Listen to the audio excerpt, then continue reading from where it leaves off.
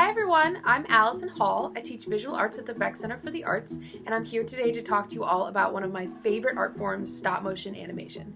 This is so easy to do at home with the right materials, the right technology. We can get the whole family making and experimenting. So let's go ahead and get started.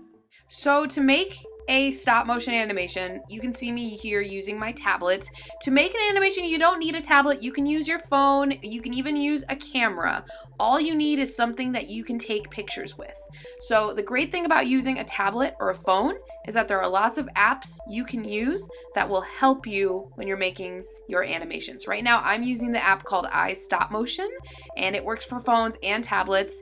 I would recommend finding a free app because they all essentially do the same thing. So I'm using the app iStopMotion to take pictures of my object, which is a clementine. Here I am slowly moving my object for every series of 3 frames. This is a pretty easy number to do. So every third picture, I will move my object slightly in some way. So that's basically the basis of all stop motion animation. It's just slight movements. Now, if you can see close up, when I move my object, there's a slight outline of where the object used to be. So this is called onion skinning, and a lot of apps will have this for you to help you line up your object and make it look more natural. So the smaller your movements are, the more natural your stop motion animation is going to be. Something else to consider, you want to move the camera as little as possible. So try and set up your camera, your iPhone, or your tablet in a place where it will not move much. If you have a stand or something to set your phone or camera up on, that is amazing. One more tip, check your light source. Make sure you have an overhead lamp or a light fixture on the ceiling and as little natural light as possible. This will reduce your shadows and will make your animation more seamless.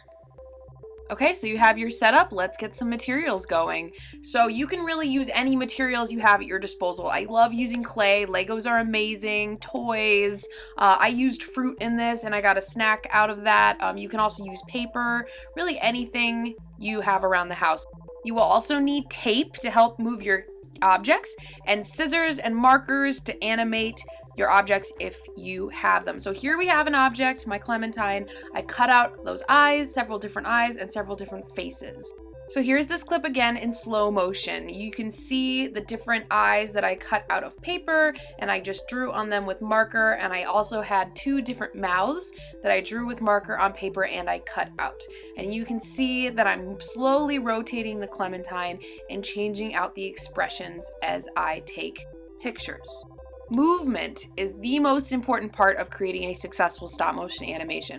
Like we talked about at the beginning, very small movements will make your animation all the better. You really want to bring this object to life using movement. So here's that clip again in slow motion. Just pay attention to how small those movements actually were. And remember, this is taking 3 pictures of every single movement we made. I'm also using tape in this clip to move that clementine and position it so that it will look like it's rolling independently. When you're taking pictures, something to keep in mind, whoever's moving the objects, make sure their hand is not in any of the frames. If there is a hand in the picture, it will appear in the animation and it will disrupt the illusion that you are creating about this object. So for me, stop motion animation really does come down to transformation. So think about when you choose your materials and when you're working with them, how can I change this object to create a more dynamic video? And this is true no matter what material you're using, whether it's Legos, you could be making them walk. That's transformation. It looks like the clementine is peeling by itself, which is kind of cool. So what I actually ended up doing with this video when I edited it was I liked the idea of the skin actually going on the clementine by itself.